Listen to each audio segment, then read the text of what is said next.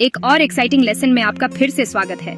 आज हम chapter 2 control and coordination की एक फैसिनेटिंग एक्सप्लोरेशन शुरू कर रहे हैं। उन जटिल मैकेनिज्म्स को जानने के लिए तैयार हो जाइए जो ये कंट्रोल करते हैं कि लिविंग ऑर्गेनिजम्स कैसे काम करते हैं और अपने आसपास की चीजों के साथ कैसे इंटरैक्ट करते हैं। Title card, control and coordination. क्या आपने कभी सोचा है कि आप किसी गर्म चीज से अपना हाथ तुरंत कैसे पीछे खींच लेते हैं? ये इतनी तेजी से होता है कि बिना सोचे समझे ही हो जाता है। ऐसा कैसे पॉसिबल है? या कोई पौधा जिसमें दिमाग नहीं होता, वो सूरज की रोशनी की तरफ कैसे झुक जाता है? फोटोसिंथेसिस के लिए अपनी सूरज की रोशनी को कैसे मैक्सिमाइज करता है? स्टिमुली पर रिस्पॉन्ड करने की यह एबिलिटी, चाहे वह अचानक आया कोई खतरा हो या एनवायरनमेंट में एक छोटा सा बदलाव, जीवन की एक खासियत है। ये ऑर्गेनिजम्स को जिंदा रहने और ग्रो करने में हेल्प करता है। इस चैप्टर में हम जानेंगे कि एनिमल्स और प्लांट्स अपनी एक्टिविटीज को कैसे कोऑर्डिनेट करते हैं, अपने अपने एनवायरनमेंट में जिंदा रहने के लिए कॉम्प्लेक्स रिस्पॉन्स को कैसे ऑर्गेनाइज करते हैं।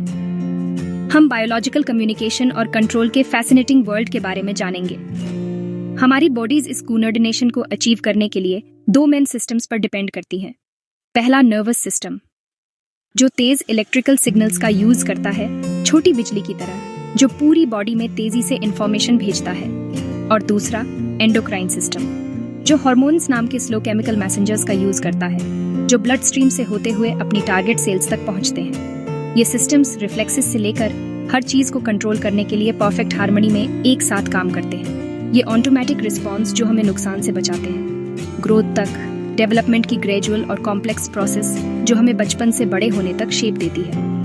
हम जानेंगे कि नर्व सेल्स, नर्वस सिस्टम की फंडामेंटल यूनिट्स, मैसेज कैसे भेजती है। हमारा ब्रेन, जो हमारी बॉडीज का कंट्रोल सेंटर है, इंफॉर्मेशन को कैसे प्रोसेस करता है, हमारे आसपास की दुनिया को कैसे समझता है। और रिफ्लेक्स एक्शन, वो तेज और इनवॉलंटरी रिस्पॉन्स हमें खतरे से कैसे बचाते हैं, अक्सर इससे पहले कि हमें उसका पता भी चले। प्लांट्स, भले ही उनमें नर्व्स नहीं होती, फिर भी लाइट पर रिस्पॉन्ड करने के लिए हार्मोन्स का यूज करते हैं, जिससे ये एंश्योर होता है कि वे जिंदा रहने के लिए जरूरी एनर्जी को कैप्चर कर सकें। ग्रेविटी, जो उनकी रूट्स को नीचे की ओर गाइड करती है ताकि वे पानी और न्यूट्रिएंट्स ढूंढ सकें। और टच, जो उन्हें चढ़ने और अपना बचाव करने में हेल्प करता है। जैसे सनफ्लावर सूरज की तरफ मुड़ते हैं, ये एक सुंदर एग्जाम्पल है कि कैसे प्लांट्स हार्मोनल कंट्रोल के जरिए अपनी ग्रोथ को ऑप्टिमाइज करते हैं। और रूट्स नीचे की तरफ बढ़ती हैं, प्लांट को एंकर करती हैं और जरूरी रिसोर्सेज तक पहुंच प्रोवाइड करती है। इस चैप्टर के एंड तक आप देखेंगे कि कैसे सभी लिविंग थिंग्स, सबसे छोटे बैक्टीरिया से लेकर सबसे कॉम्प्लेक्स एनिमल्स तक, अपने एनवायरनमेंट के साथ फाइनली ट्यून्ड हैं, लगातार एडजस्ट कर रहे हैं और उन्हें मिलने वाले चैलेंजेस पर रिस्पॉन्ड कर रहे हैं। आइए जीवन के रहस्यों में अपनी जर्नी शुरू करें, कंट्रोल और कोऑर्डिनेशन के रहस्यों को जानें। रेडी? चलिए शुरू करते हैं। बायोलॉजिकल कंट्रोल की इनक्रेडिबल दुनिया में सरप्राइज होने के लिए तैयार हो जाइए।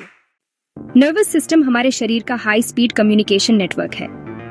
इसे एक इंट्रिकेट वायरिंग की तरह समझो जो आपके हर हिस्से को जोड़ता है, जिससे इंस्टेंट कम्युनिकेशन और कोऑर्डिनेशन होता है। यही वजह है कि आप अपनी तरफ फेंकी गई गेंद पर रिएक्ट कर पाते हैं, सूरज की गर्मी महसूस कर पाते हैं और अभी मैं जो शब्द बोल रहा हूँ उन्हें भी समझ पाते हैं।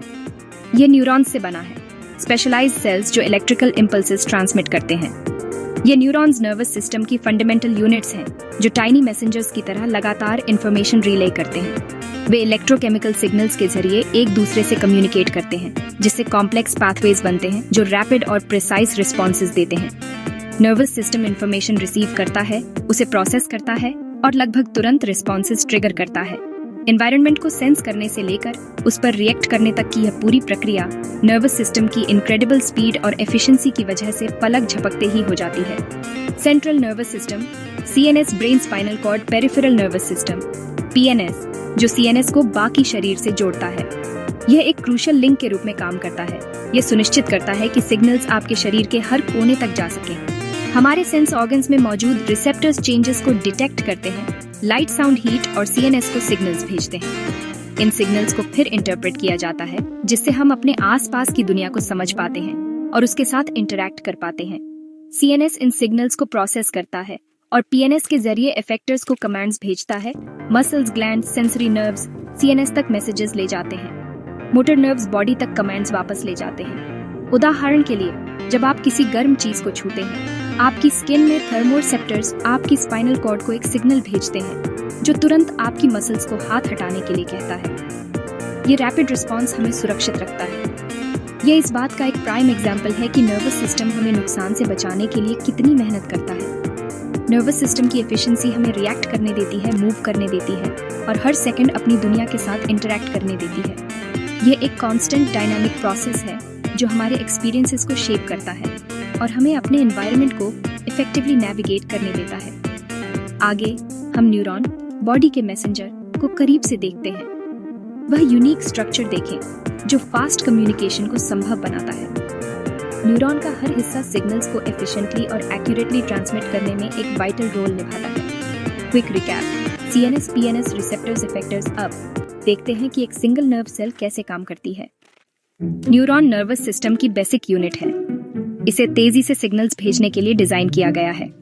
इसके 3 मेन पार्ट्स हैं। Cell body dendrites, axon dendrites दूसरी सेल्स से सिग्नल्स लेते हैं। सेल बॉडी उन्हें प्रोसेस करती है। एक्सॉन इम्पल्सेस को दूसरे न्यूरॉन्स और मसल्स तक ले जाता है। कई एक्सॉन एक माइलिन शीट से इंसुलेटेड होते हैं जिससे सिग्नल ट्रांसमिशन तेज हो जाता है। आखिर में एक्सॉन टर्मिनल्स अगली सेल से एक सिनेप्स पर कनेक्ट होते हैं जो एक छोटा गैप है। यहाँ न्यूरोट्रांसमीटर नाम के केमिकल सिग्नल को पार कराते हैं जिससे वन वे कम्युनिकेशन पक्का होता है। न्यूरॉन्स का यह नेटवर्क हमारे शरीर को महसूस करने, सोचने और एक्ट करने में हेल्प करता है। अब देखते हैं कि यह सिस्टम हमें रिफ्लेक्सेस से कैसे बचाता है। रिफ्लेक्स एक्शंस बहुत तेज होते हैं, ऑटोमेटिक रिस्पॉन्स होते हैं जो हमें नुकसान से बचाते हैं। जैसे आप किसी गर्म चीज से अपना हाथ तब हटा लेते हैं जब आपको दर्द महसूस भी नहीं होता। रिफ्लेक्स को स्पाइनल कॉर्ड कंट्रोल करती है, ब्रेन नहीं, ताकि वे जल्दी से हों। रिफ्लेक्स का रास्ता रिफ्लेक्स आर्क कहलाता है। Receptor, sensory neuron, spinal cord, motor neuron, effector. ये शॉर्टकट तुरंत एक्शन लेने में मदद करता है, जैसे छींकना या पलक झपकना। एक्शन के बाद ही ब्रेन को पता चलता है कि क्या हुआ। रिफ्लेक्स आर्क जिंदा रहने के लिए बहुत जरूरी हैं, जो तुरंत प्रोटेक्शन देते हैं। अब आइए ब्रेन के बारे में जानते हैं, जो सबका कमांड सेंटर है। Transition to brain diagram. Human brain biological engineering का एक कमाल, हमारा सबसे कॉम्प्लेक्स ऑर्गन है। ये इंट्रिकेट कनेक्शन और स्पेशलाइज्ड रीजन्स का एक फैसिनेटिंग लैंडस्केप है जो सब हार्मनी में काम करते हैं। ये मेन कमांड और कंट्रोल सेंटर की तरह काम करता है जो हमारी हर चीज को ऑर्केस्ट्रेट करता है। ये कीमती ऑर्गन स्कल से सेफली प्रोटेक्टेड रहता है जो हमारी बॉडी का नेचुरल हेलमेट है। ये सेरेब्रोस्पाइनल फ्लूइड से भी कुशन्ड होता है, एक क्लियर वाटरी सब्सटेंस जो शॉक अब्जॉर्बर की तरह काम करता है और इसे चोट से बचाता है। सबसे सिंपल थॉट से लेकर सबसे कॉम्प्लेक्स मूवमेंट तक ये सब कुछ मैनेज करता है। ये हमारी कॉन्शियसनेस, हमारी मेमोरी और हमारी पर्सनैलिटी का सेंटर है।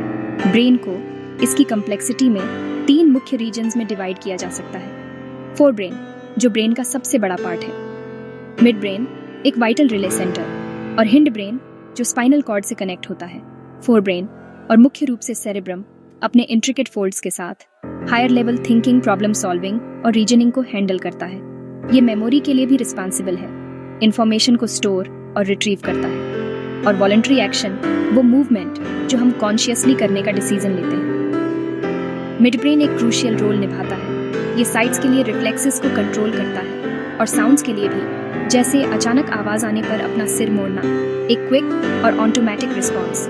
हिंड ब्रेन एक क्रिटिकल एरिया है। इसमें सेरिबैलम शामिल है जो बैलेंस को कोऑर्डिनेट करने के लिए एसेंशियल है, हमें सीधा और स्थिर रखता है। ये मूवमेंट को रिफाइन करने में भी हेल्प करता है, हमारे एक्शन को स्मूथ और प्रिसाइज बनाता है। और मेडुला, जो वाइटल इनवॉलंटरी एक्शन को कंट्रोल करता है, जैसे कि हार्ट बीट, हमें बिना सोचे भी जिंदा रखता है। और ब्रीदिंग हमारी बॉडी को ऑक्सीजन की लगातार सप्लाई सुनिश्चित करता है। हर रीजन की स्पेशलाइज्ड भूमिकाएं होती हैं जो अपनी यूनिक एक्सपर्टीज कंट्रीब्यूट करती हैं, लेकिन ये उनका सीमलेस कोलैबोरेशन है, एक साथ काम करना, जो स्मूथ और एफिशिएंट फंक्शनिंग की परमिशन देता है।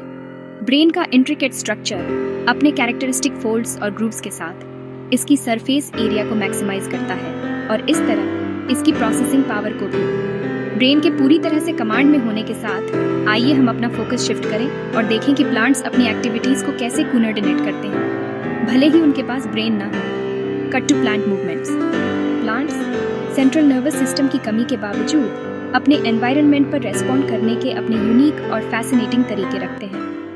Transition to plant responses. Plants में नर्व्स नहीं होती, पर वे फिर भी अपने एनवायरनमेंट पर रिएक्ट करते हैं ग्रोथ मूवमेंट्स के जरिए। ट्रॉपिक मूवमेंट्स डायरेक्शनल होते हैं। शूट्स का लाइट की ओर बढ़ना फोटोट्रोपिज्म और रूट्स का नीचे की ओर बढ़ना जियोट्रोपिज्म। ये फाइटोहॉर्मोन से कंट्रोल होते हैं, खास तौर से ऑक्सिन से। ऑक्सिन शूट के शैडी साइड पर जमा होता है, इसलिए शूट लाइट की ओर झुक जाता है। दूसरे ट्रोपिज्म में हाइड्रोट्रोपिज्म और कीमोट्रोपिज्म केमिकल्स की ओर शामिल है। नेस्टिक मूवमेंट्स नॉन डायरेक्शनल होते हैं, जैसे मिमोसा के पत्तों का छूने पर तेजी से मुड़ना। ये मूवमेंट्स अक्सर तेज होते हैं और ग्रोथ से रिलेटेड नहीं होते। प्लांट्स भले ही अपनी जगह जमे हों, अपने आसपास के माहौल पर बहुत रिएक्ट करते हैं। अब आइए बॉडी के केमिकल मैसेंजर्स एंडोक्राइन सिस्टम को देखते हैं। एंडोक्राइन ग्लैंड्स की ओर transition. Hormones long term control में एक जरूरी रोल निभाते हैं। एंडोक्राइन सिस्टम स्लो और लॉन्ग टर्म प्रोसेस को रेगुलेट करता है हार्मोन्स का यूज करके। एंडोक्राइन ग्लैंड्स हार्मोन्स को सीधे ब्लड स्ट्रीम में रिलीज करती हैं, जो स्पेसिफिक ऑर्गन्स को टारगेट करते हैं। पिट्यूटरी ग्लैंड या मास्टर ग्लैंड दूसरी ग्लैंड्स को कंट्रोल करती है और ग्रोथ को। थायराइड ग्लैंड थायरॉक्सिन प्रोड्यूस करती है, जो मेटाबॉलिज्म को रेगुलेट करता है। आयोडीन इसके फंक्शन के लिए जरूरी है। एड्रेनल ग्लैंड्स एड्रेनालिन सीक्रेट करती हैं, बॉडी को इमरजेंसी के लिए तैयार करती है, फाइट या फ्लाइट। पैंक्रियास इंसुलिन प्रोड्यूस करता है और ग्लूकागन ब्लड शुगर को कंट्रोल करने के लिए इंसुलिन की कमी से डायबिटीज होती है। टेस्टिस सेक्स हार्मोन्स प्रोड्यूस करती है। ओवरीज सेक्स हार्मोन्स प्रोड्यूस करती हैं, जो प्यूबर्टी और रिप्रोडक्शन गाइड करते हैं। हर हार्मोन का एक स्पेसिफिक रोल होता है, बॉडी के बैलेंस और डेवलपमेंट को एंश्योर करते हुए। एक साथ नर्वस और एंडोक्राइन सिस्टम हमें जिंदा और अडेप्टेबल रखते हैं। यही है कंट्रोल और कोऑर्डिनेशन, लाइफ का सर्वाइवल सीक्रेट।